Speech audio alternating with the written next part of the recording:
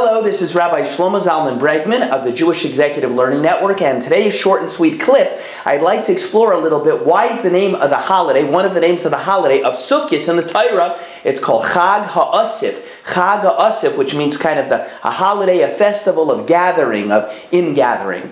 So one stream of thought we're not going to speak about right now is that it's a holiday in which we kind of gather and ingather all the sparks of holiness and inspiration and ruchnius and spirituality that we felt over all the days of Elul, the month heading into the high holidays, Rosh Hashanah, the 10 days of Tshuva, Yom Kippur.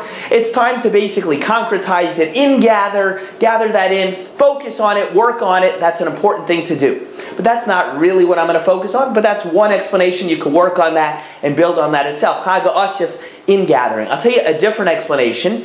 You can find this explanation in the commentary of the Malbim and others. Many speak about this idea, and that is as follows. Chag HaAsif, why is it called that? Well, in Eretz Yisrael, in the land of Israel, this is the time, at this time of year, when there is an ingathering from the crops, from the harvest. This is the time of year when the farmers will get their stuff, and all the stuff that they planted and everything else, they start to bring it in, and they have their ingathering. So says the Malbim, what happens? A person might feel, hey, I'm at home, all the great stuff's coming into my house, my material possessions, which is equal to, certainly if you're a farmer, my money, my gold, my stocks, my material stuff is coming into the house. It's the asif, it's the gathering, it's the ingathering time. So guess what? I'm having all that stuff come in. So what happens? The Torah says, while you're having the asif, you're having the gathering, the asifa, the gathering of your stuff, get out of the house. Why? Says the Malbim, Hashem wants you to leave the house and go into the sukkah so that when your home is becoming filled with all your material wealth, for example, as a farmer, bear in mind that that's not the most important thing in life. That is not the ultimate reality. Torah is the most important thing. Mitzvahs is the most important thing. And making sure your time used in this world is used correctly to maximize your service of Hashem so you'll have something for yourself in the next world. That's the most important thing in life. So it says the Malbim, Chag HaAsif, why is it called time of gathering? Gathering holiday, because when everything's being gathered in, Hashem wants you to go out to the sukkah and say, remember, don't think that all that stuff in your house, that's the most important thing. Ruchni is spirituality and understanding that life is fleeting. You got to use it correctly. That is the most important thing. And I want to share with you just a very quick story which might serve a little bit of an inspiration of how Jewish people have always been able to remember what's the most important thing in life and what is secondary. Tell you a quick story. There's a sefer called Shemusha Shel Torah, which is written by the grandson of Rav Shach Zatzal. It tells a lot of stories, classic stories Rav Shach used to say. He brings in there a story of Rav Avraham ben Shlomo Zalman. Rav Avraham ben Shlomo Zalman was the brother of the Vilna Gaon.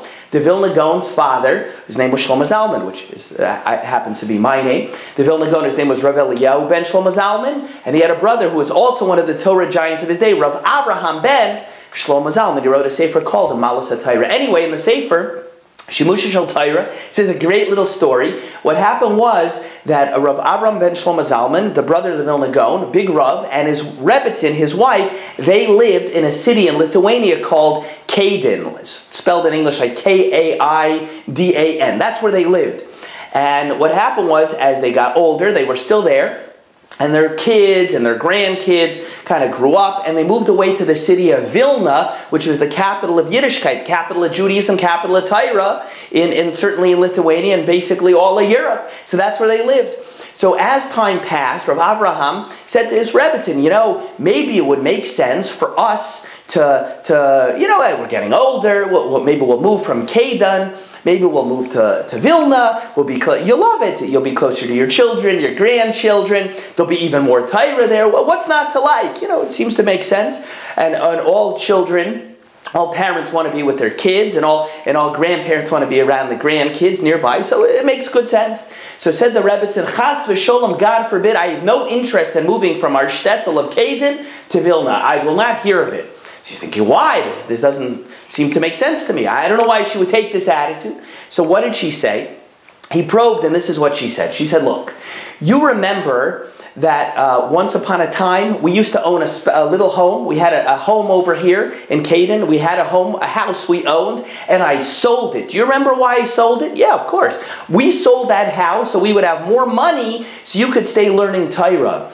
He said that every day when you go to shul and I go out and about what I need to do, I pass that house. I pass that house that we once owned, that nice home. I pass that house that we once sold, that I agreed to sell so you could have more money, be able to support yourself and the family so you could learn Torah. Do you know the pleasure that gives me every day? The pleasure I have of passing a home we used to own, that we sold and downgraded so we could have money, that you could be able to become the Torah giant you became. And so the Rebbitzin said, because of the pleasure that I have every day as I pass that house, as we walk about in Caden, I will never move from here into Vilna for any reason. Nothing in the world would basically be worth trading in that pleasure, because that's the most important thing. Torah, mitzvahs, and everything else, and the geschmack, the enjoyment I have from seeing that home, I would never be willing to trade it in. So the reason I just share over this little story is that this has always been the hallmark of Jewish people through the era, to understand that,